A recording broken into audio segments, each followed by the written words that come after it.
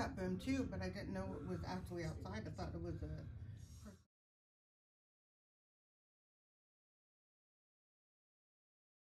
At 8:40 a.m. Las Vegas time, we received a report of an explosion and a fire at the Trump Towers, the iconic hotel that you see behind me. We were told that a 2024 Cybertruck pulled up to the front of the hotel, and in fact I can tell you it pulled right up to the glass entrance doors of the hotel. We saw that smoke start showing from the vehicle, and then a large explosion from the truck occurs. There is one deceased individual in the Cybertruck,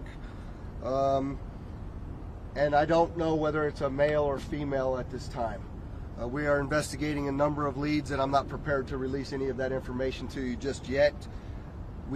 I can tell you that there are 7 victims right now that sustained injuries from the explosion. All of those have been reported to me at this point as minor injuries.